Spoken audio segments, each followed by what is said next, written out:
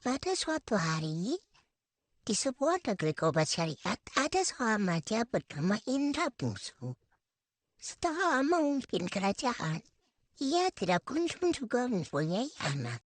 Kemudian di suatu hari, ia pun menyuruh orang untuk membaca doa kunut dan bersedekah kepada fakir dan miskin. Pada akhirnya Tuan Putri Sidik hamil dan melahirkan 2 orang anak laki-laki.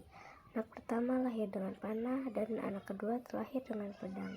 Lalu Baginda sangat bahagia dan menamai anaknya pertama bernama Syaferi dan yang kedua bernama Indra Bangsawan. Setelah mereka beranjak dewasa, mereka pun mulai belajar ilmu senjata, ilmu hikmat dan juga syarat di peperangan. Baginda pun merasa bingung dan tidak tahu siapa yang pantas untuk dijadikan raja, karena kedua anaknya sama-sama gagah. Pada suatu hari, Indra Bangsawan dan Syaferi meminta izin untuk pergi mencari uluh perindu digunakan oleh ayahnya sebagai syarat menjadi raja. Kemudian mereka pun masuk hutan, keluar hutan, naik gunung, turun gunung, masuk rimba, keluar rimba, menuju arah matahari terbit. Maka datanglah pada suatu hari hujan dengan angin topan yang sangat kencang, kabut gulita tiada kelihatan barang satupun. Maka Syaferi dan Indra Bangsawan pun berpisah. Setelah beberapa lama di jalan, sampailah Syaferi pada suatu tempat dan bertemu sebuah gendang yang dibukanya dan dipukul. Tiba-tiba ia mendengar orang yang melarangnya memukul gendang tersebut.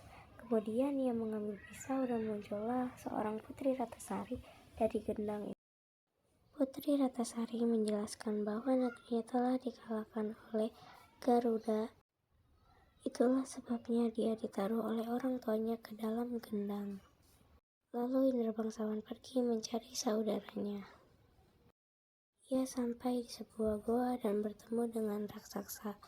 Raksasa itu menjadi nenek dan bercerita bahwa Indra Bangsawan sedang berada di negeri Antabrata yang dipimpin oleh Raja Kabir. Adapun Raja Kabir yang menyerah kepada Buraksa yang akan menyerahkan putrinya, yaitu Putri Ratasari, sebagai hadiah. Raja Kabir juga sudah merencanakan siapa yang dapat menangkap Buraksa akan dinikahkan dengan anak perempuannya yang sangat cantik. Beberapa lama Putri Sari mengalami sakit mata yang parah. Para ahli pun mengatakan hanya air susu harimau yang beranak mudalah yang dapat menyembuhkan penyakit itu. Kemudian datanglah ke-9 anak raja untuk meminta susu yang disangkanya itu susu harimau. Dengan hati yang gembira mereka mempersembahkan susu kepada raja. Tapi raja berkata bahwa susu itu bukan susu harimau melainkan susu kambing. Sementara itu, Indra Bangsawan sudah mendapatkan susu harimau dari raksasa. Lalu susu harimau itu diperas ke mata Tuan Putri. Akhirnya mata Tuan Putri sembuh dari penyakitnya. Tapi setelah Tuan Putri sembuh, Baginda tetap sedih karena Baginda harus menyerahkan Tuan Putri kepada Buraksa jika ingin seluruh rakyat selamat dari marahnya. Indra Bangsawan sudah diajarkan oleh nenek raksasa untuk mengalahkan Buraksa. Ia diberi kuda hijau dan diajarkan cara mengambil jubah Buraksa, yaitu dengan memasukkan ramuan daun-daunan ke dalam gentong minuman Buraksa. Lalu Indra Bangsawan berhasil dan segera menyelamatkan Tuan Putri.